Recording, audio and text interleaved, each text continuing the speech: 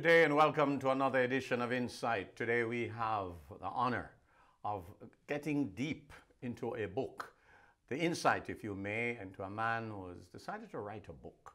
It's called For All My Pains. And I confess, I don't normally read fictions. I really don't have time. I normally read current affairs stuff, the latest, the newspapers, magazines, and different blogs.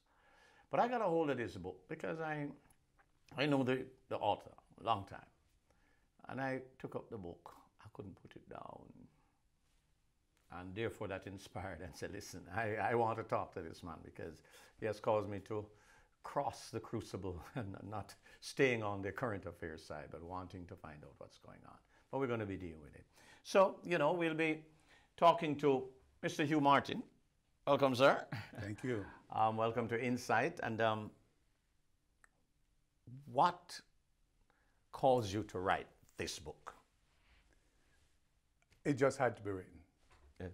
I had it in my head for some time, and I just didn't have the time all along. So I found myself with some time, and I said, hey, this is the time to write it. So I wrote it. Yes. All right, before we get into all that, what's this book about? I mean, introduce your book for us, For All My Pains. Okay, it's about a man who woke up and found himself in the hospital, tied to the bed, unable to move, and then discovered that he was shot in the head and was in hospital for a long time. But he just couldn't remember himself. He couldn't remember anything at all. And over a period of time, by flashbacks, he started to get things back. Pieces together. Put the pieces together so that he could unravel all this. Yeah, go on, tell us more because I don't want to tell you the entire story. Indeed. But the fact is, he discovered that he was under arrest. Yes. Police. For? He was supposed to have been in a shootout with the police, and he was shot in the head, taken for dead, but they discovered that there was a little life in him, and he was brought to the hospital instead of going to the morgue with like his other partner. Yes. And he felt within himself that he was not guilty of any such thing because he just didn't feel that he was that person. And through a series of events, it all unraveled. Yes, yes. The placement of the story, I think, was important. Why can't you say you went to the KPH? Yes. So I could relate to the KPH easily. So was that it's fiction. You could have gone anywhere with it, poetic license. But you decided to name the places that we could relate to. Was that strategy? I thought it would be good to do that, to identify the locations. This is Jamaica. If he's going to a hospital, he's going to a hospital that people know. Yes. If he lives someplace, he would be living in an area that people know about. And the roads that he traveled, they should know those roads too. Maybe they don't. Yes. And I thought that it could be a good guide to those persons who don't know their way around Kingston. Yes, yes. I felt like I needed to drive up to Golden Spring to see if the place is real. I can assure you it's real. It is real. It is real. Maybe the church itself is not. Yes. But there was something like that. Yes, yes. There was something like that. So in other words, the imagery for you, you saw it and you could relate to it. Yes. It's a road that I've traveled years and years. Yes. Okay. Like once, it was every week I traveled that route. Yes. So I know the entire area. Very well, okay.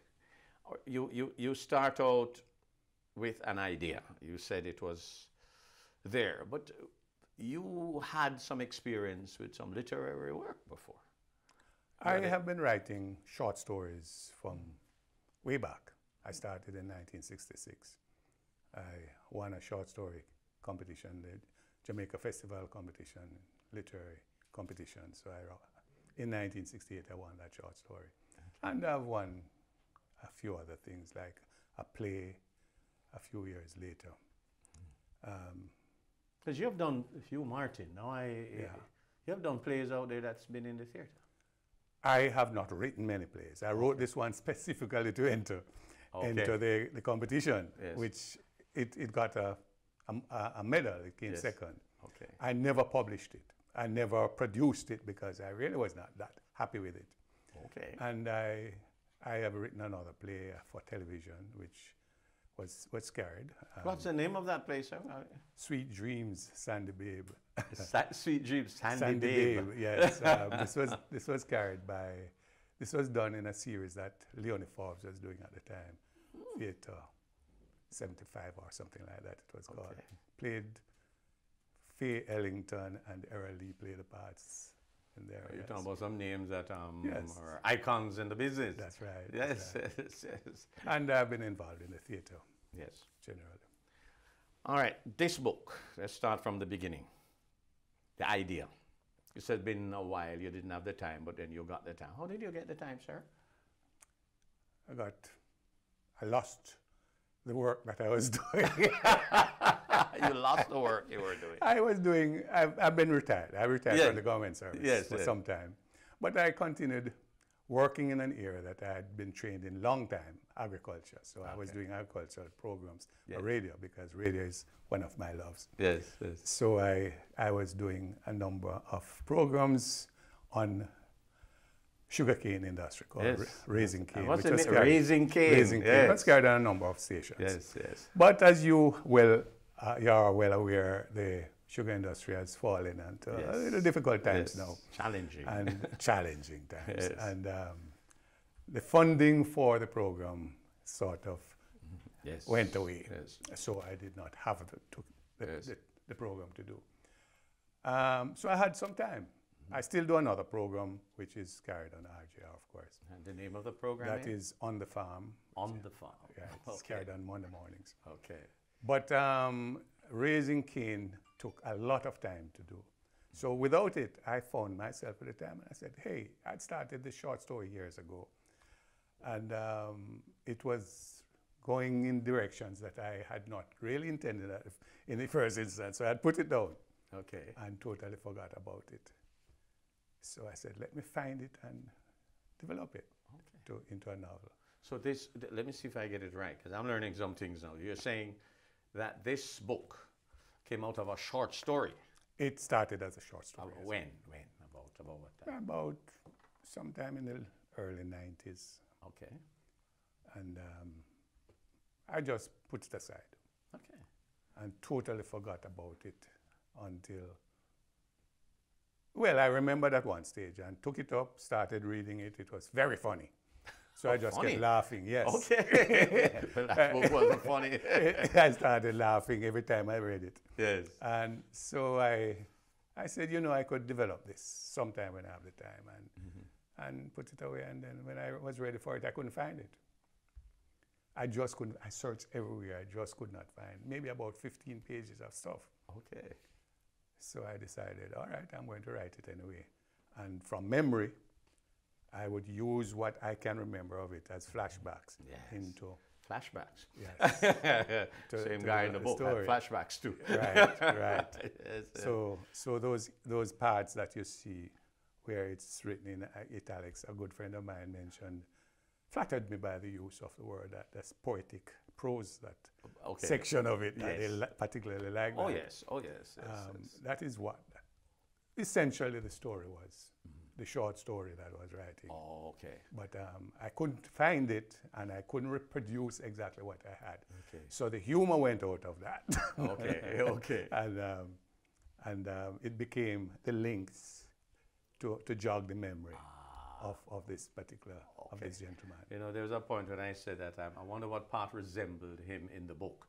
No, it's a flashback part. What was there was the italics.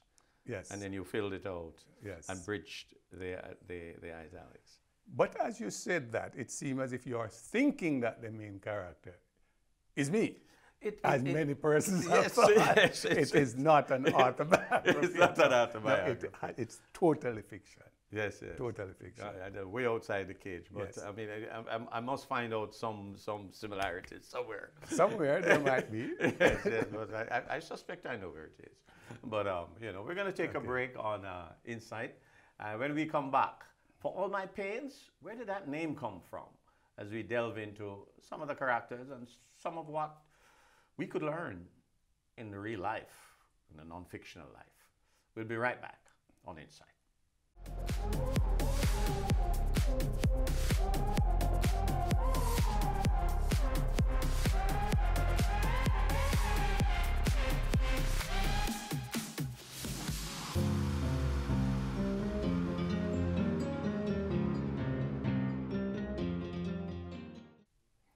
Welcome back to Insight. Today we're getting an insightful look at a book called For All My Pains. It's a non-fiction, and it is about a man who woke up to find himself suffering from gunshot wounds and tied to a bed. You're under arrest, sir. And the suspicion was, you didn't tell you, double murder. Double murder. His wife and child. And how it entangled and folded out is something else to read for yourself, For All My Pains. But we understand, Hugh, is the transition you made, found yourself sometime, decided to write this from a short story, missed it yourself, but you went into it and it became a book. One of the things you have to do, and I would imagine you have been in the business of the journalism business, is the title. How many titles did you go through? Okay. Before you get For All My Pain? That's succinct and to the point. Well, before I go on, you said it's non-fiction, but let's clarify that. It is totally fiction. Total fiction. Totally fiction. Yes, yes. None of it happened. Yes, yes, yes. Okay, the title. I came up with a number of titles based on the type of the story, the Yes. storyline. But I'm very careful about, the use of titles, so I Googled. Yes. And I was surprised to find that almost every combination of two words or three, it's been done already. Yes, yes. It's been done. I went through and so I sat down and I decided, all right, what can relate to the book? And that was one of those that came up, Yes. For All My Pains. And when I Googled, there was no mention anywhere. So that one and another one, I think I called When the Dream Ends, because it dealt with a number of dreams. Yes, yes, yes. And it was a toss-up between the two, so I Yes. eventually settled for I like For All My Pain, but guess what it did to me then? What? For All My Pains, what? Yeah. Can you answer that? Yeah. What? What? The book answers it. The book answers it. All right. You're a salesman too. Not a problem there.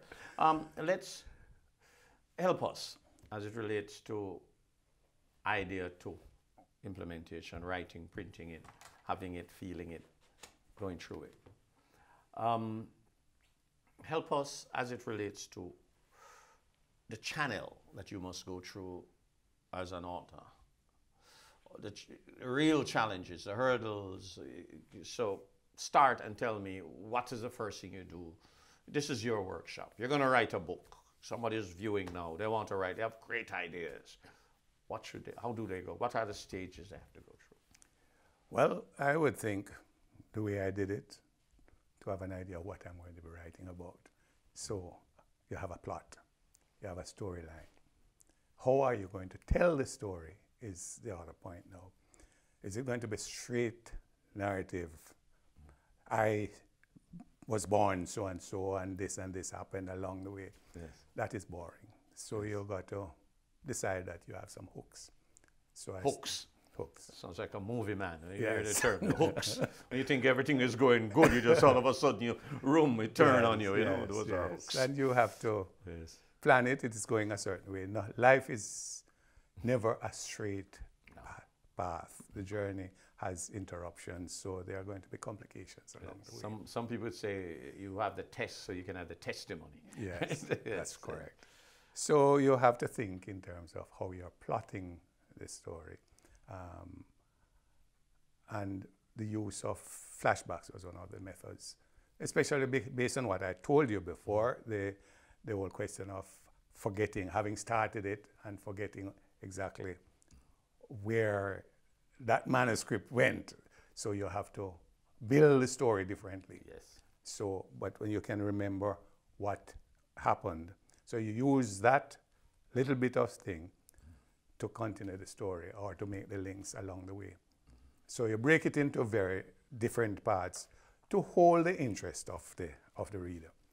He's going to want to know, so what happens next? But you might take him back to some other event. Right, right. So it's in developing the personalities, do you look at each of them and said, how do you break it down? Do you break it down to a fine, thin line that, well, this person, Mr. Dixon, who is a star of the book, do you say, well, I want this man to be like this to the end, all right, so that's my storyline is going, or does it just evolve? I believe that it evolved. He evolved. Richard Dixon evolved. Yes, yes.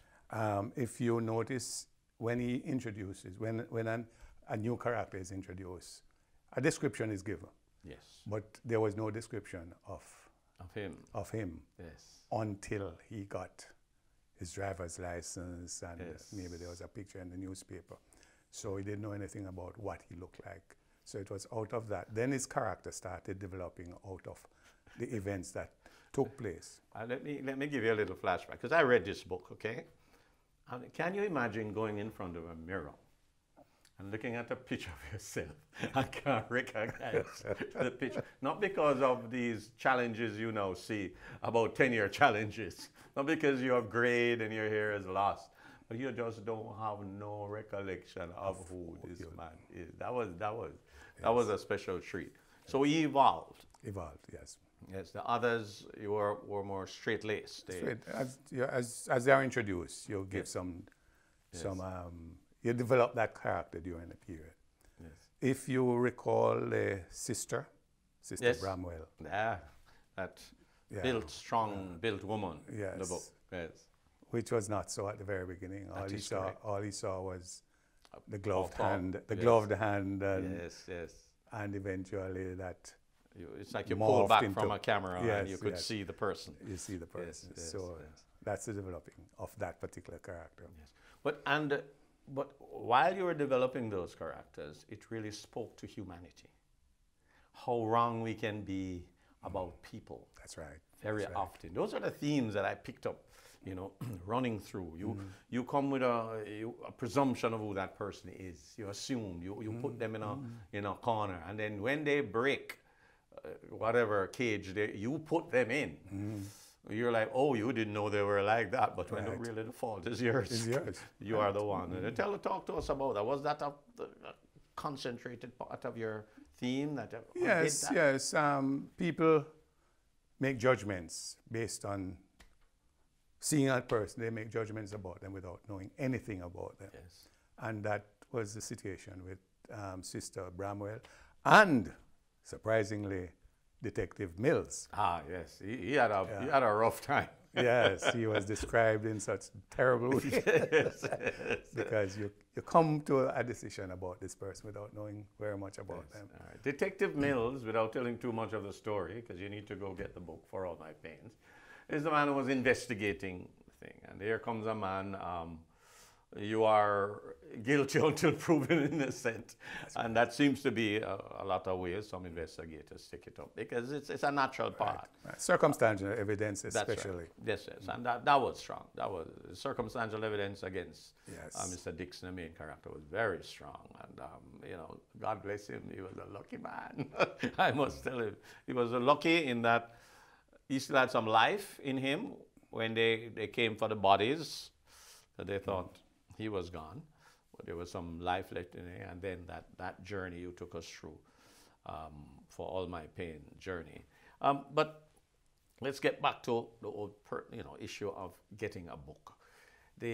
So the ideas are there, and you develop your characters. But what is it, the technical processes? Where do you go after you've had this idea? You write a manuscript? What you write on a computer? You write on a paper? You back it up? What do you do? Well, the early manuscript was written on paper. Yeah. Yes, yes. You have some loose leaves and you wrote, or in a book or something like that, by pen and paper. When I started to write a book, by which time I became computer literate to a certain extent. To a certain extent. so I wrote on a computer, okay. which is a much easier way because you can delete, you can cut and paste and all that sort of thing. Yes. So it was easier working that way.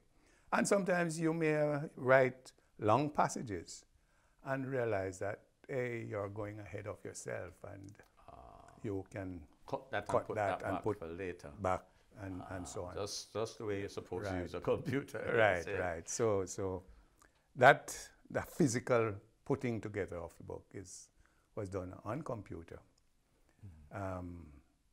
Remind me of what is the technical thing? The publisher. Who do you go to? Who read it over for you? Who, you know, that hard part. Yes. Before we get to the publisher, you need to edit. You need to go over what you have written because you're going to make mistakes. There are going to be typographical errors. There are going to be even grammatical errors. Yes. You're writing fast because the ideas are coming. There are going to be errors. In our business, as you will tell them, what you really want to tell them is what you have told so many persons who have worked with you is that you are your worst editor. Worst. But you have to do it. So you go through it and maybe more than once, and then you find someone who you trust that will be honest about the criticism that they can. And somebody who is capable and competent. Of course. Of course. Of course. So I'm going to ask you to hold that because we're going to take another break on Insight as we take a look into how you get to a book. How do you get to it? How do you get to it? It's not an easy road. We'll be right back on Insight.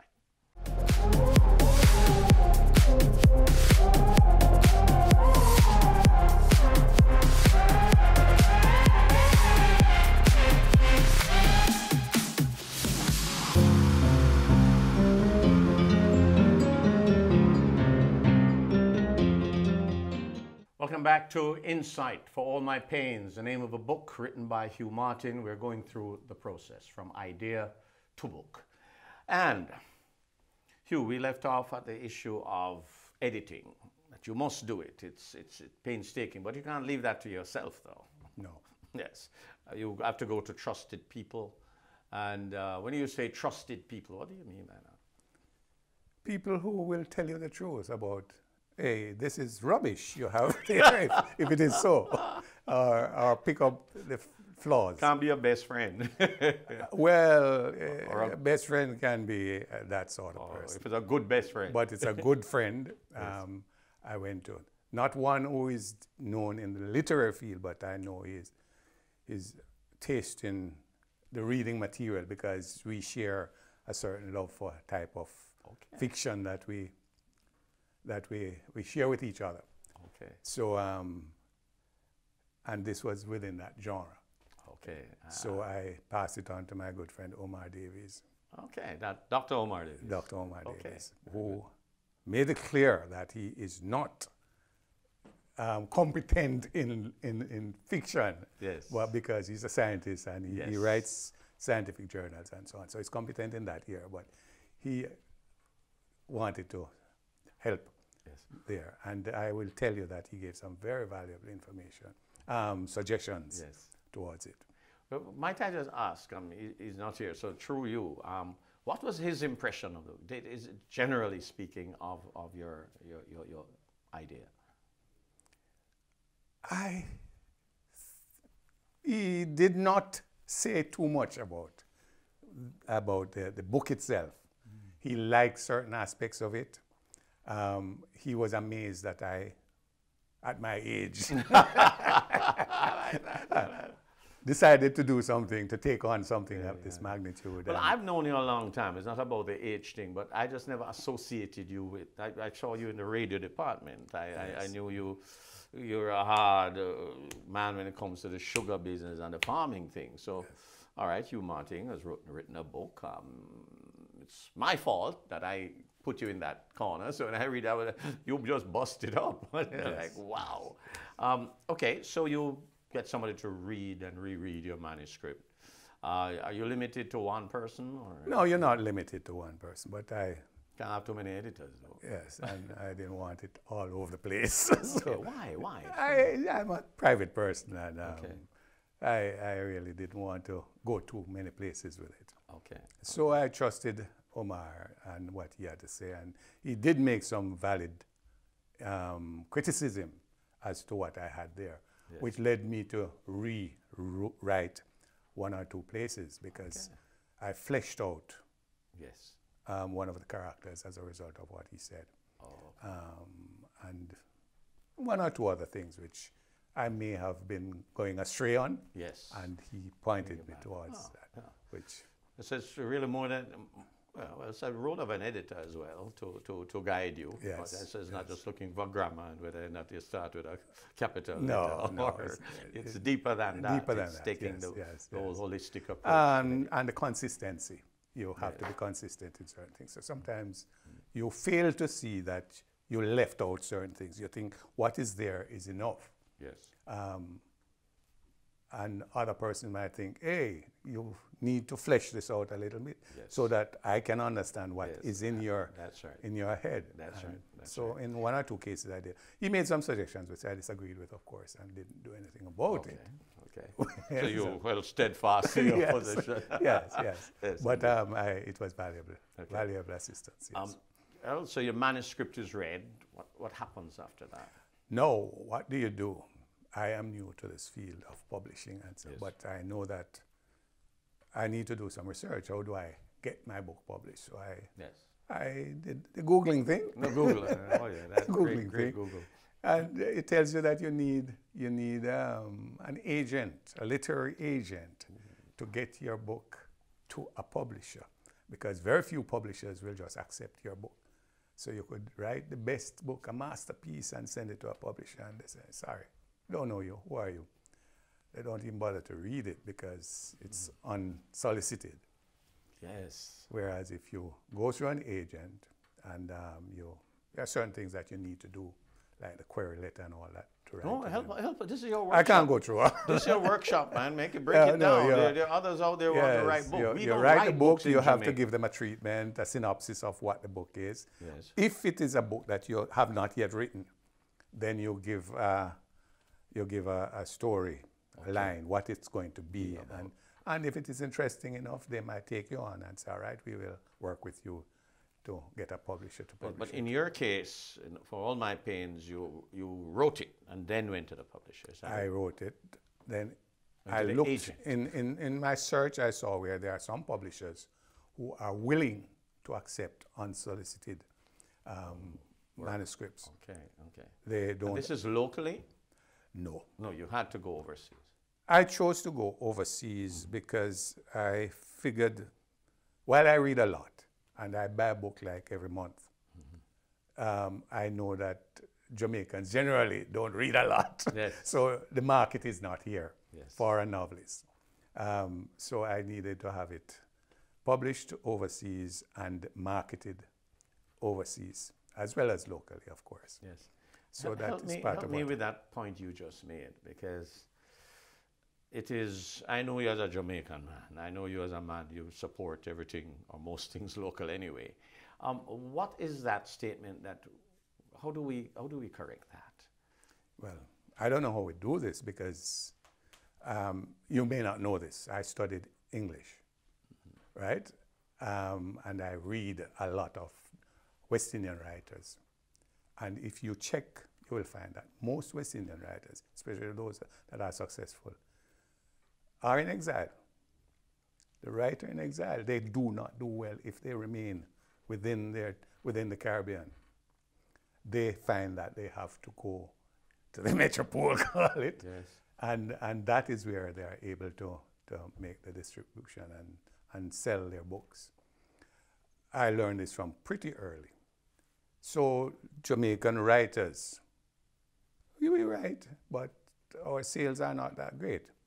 Now there is an advantage that you can place your book on like Amazon and various other places that you may get sales there. But the distribution, the marketing, the promotion, it's better done there. And plus the market is wide, you know.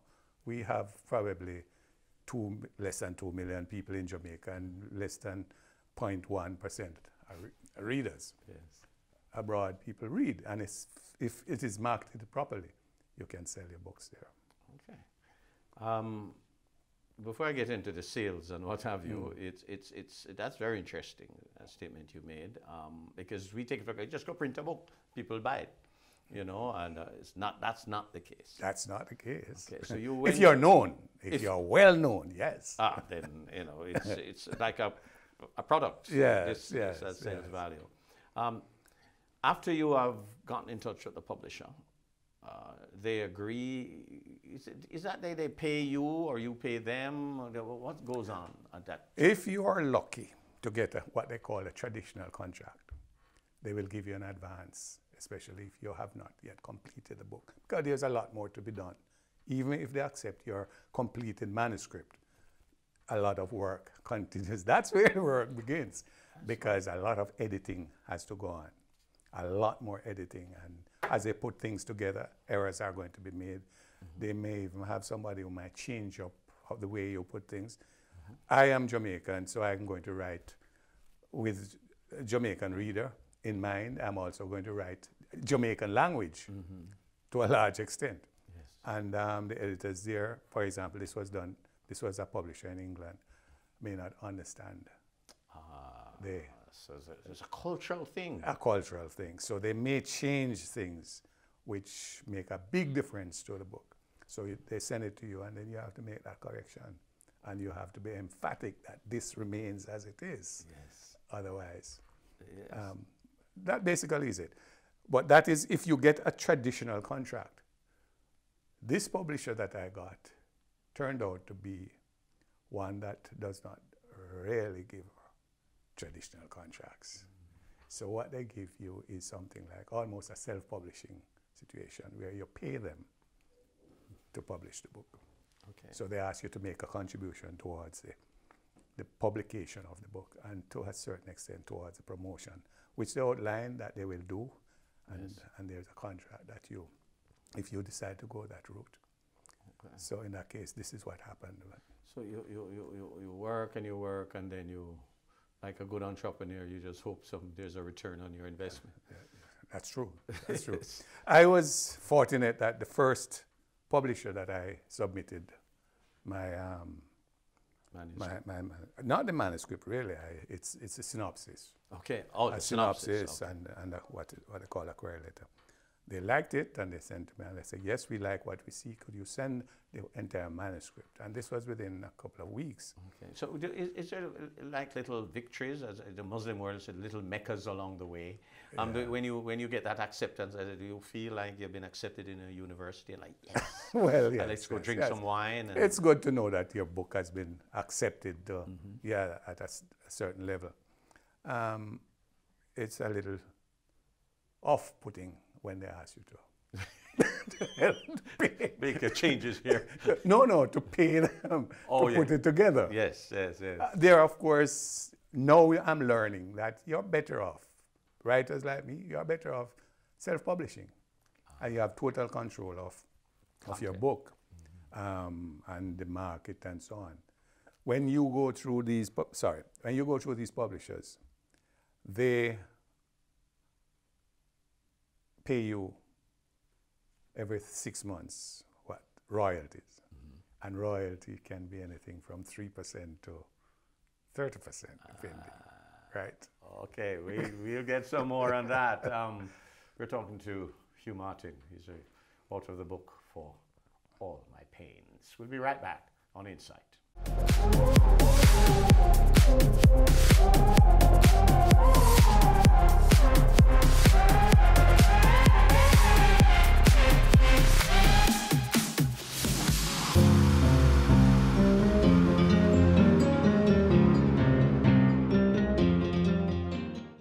Welcome back to Insight. The name of the book is For All My Pains. The author is with me, Hugh Martin.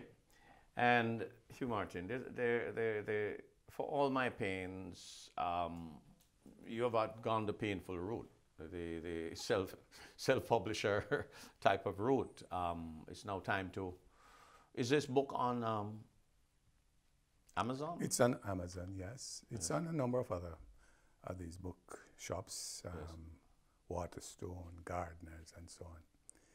I am not too certain that the sales are going as I would have loved. Yes. So it has not made the bestseller list. Yes. Yes. Possibly because the promotion fell down someplace. Okay.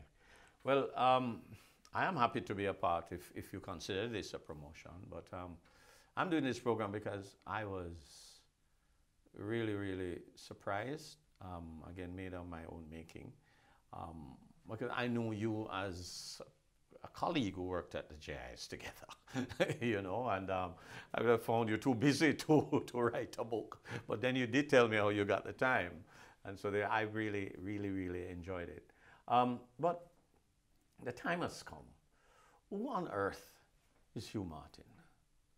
From whence did he come? Where was he born? Who was his parents? What school did he go? You see how many things? So for the next 100 hours, it's yours. I mean, you know, who's? I'm from deep rural St. Anne, Dry Harbor Mountains. Dry Harbor. Where that near?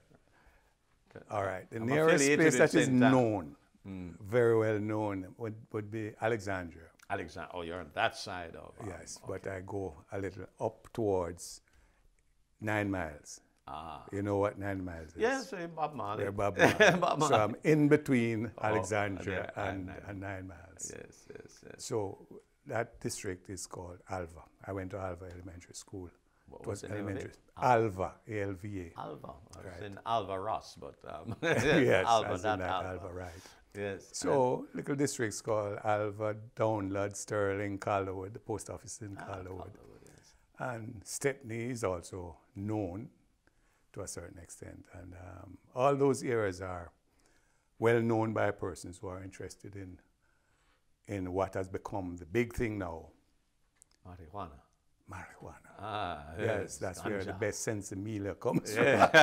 Well, everybody thinks that. Yes. The highest THC. from. Right, so I grew up smelling, having that smell of it Yes. burning all Yes. throughout. Yes. But it never really affected me. I Yes. never tried it or anything like that. Your parents, you grew up with how many siblings? You see, what I'm trying to do is to find out what influenced this man. Because Okay. everything is for a reason. All right. Yes. I grew up with my grandmother and my great aunt. My mother left me when I was young with them. She would to go to Kingston foreign? to make To go to make Kingston, a Kingston living. foreign. Yeah. Right, and my father still lived in the district, but he got married to somebody else Yes. because my mother decided not to Yes. go that route. That's right. I grew up with love from those two old ladies, Aunt Darky and Aunt Becky. Yes. They were semi-literate. But sometime when I was about 3 or 4, I found under a bed a chest, a treasure chest. When I opened it, it was just books or pieces of books and newspapers like Washington Post and you know, Reader's Digest and all that. And I started reading, having been taught to read pretty early because I was reading from I was about 3 to 4. Okay. But that was where I started to learn. That love. And the love for especially fiction, because within Reader's Digest there were lots of stories. Yes. Oh, yes. So, and I started writing from that time. I tried to write my own comic book. Okay. Even- Little even- boy in yes, Dry yes, Harbor. yes, Yes. Yeah. Yes. And So- after that school, you. I went on to do my Jamaica local, Yes. first, second, and third year. Yes. I went to Homewood in my late teens. I only spent a year at Homewood because by then I'd got my third Jamaica local, which qualified me for going to the Jamaica School of Agriculture. So that's where that agriculture yes, so I went to Jamaica School of Agriculture. Okay, and then it was located where? It was located in Twickenham Park. That's where the J. And in fact, I just moved a year before from Hope. That is where UTEC is now. That that's was where the the Hope. JA was. Yeah, that's the Hope Farm School was started there in 1910. Okay. But then they wanted more space, and they found that space in Twickenham Park. Yeah, and then there was much controversy when it was moving again, but that's... Well, that's a different story, that's a hurtful story. Yes, really? We will do that. Okay, we won't go into that pain, all your pain with that story. Yeah. But all right, you got into the agricultural school. You preferred what? Livestock, everything. I preferred crops really. Crops. But you are versatile within there, and I fit in well with the livestock people because I did a radio program that dealt mostly with livestock because it was sponsored by the Jamaica Livestock Association. So worked with Keith Amiel, for instance, was other section in there. That was at JBC. Yes. Days. But all that took place later on. Yes. My main thing was entomology. Entomology. Yeah, explain what entomology is. The study of insects and how to deal with them and the control of insects. So I work with the Plant Election Division for a number of years. That's where? The Ministry of Agriculture? That's in Ministry of Agriculture. Yes. Right. But I always wanted to write. The urge to write was always there. So I started writing short stories as well as I was writing on a freelance basis for the Gleaner. Yes, and here we are. This studio, our studio, the JNN studio, is right here in 7 North Street, and this is where we're coming to you live. So here you are. We brought you back home. Help me though. You made a transition. I knew you in the radio business. Oh, you headed the department, did you? I had a department. How did that happen? What is this farmer man, country come to town, guy doing in this thing? Okay. Because of my writing, they started what was called the Agricultural Information Service sometime in the 60s. And my writing fitted in well with them, so I was offered a job as a writer with the AIS. But that position fell within what is called communication media, which involved press, radio, TV, films. So by virtue of working there, and I got some courses, UNESCO courses in the use of radio and television and outside broadcast sort of thing. So I did that and became in charge of the press, radio and television department. So we produced films along with GIS for use on television. And I did radio programs for use on GIS, because we were associated with the GIS at the time. As well as with Vin Lums then used to do a program called Landscape for JBC, so I would collaborate with him and do some programs there. And eventually, I moved out of that. How I moved out of that now. I decided to, because of my writing and my desire to write, I decided to do a degree in English. Just to, why do I want to write?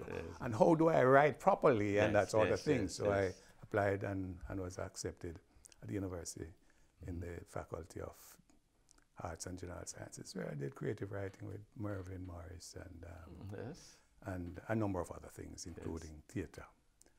So my degree would be in English and history.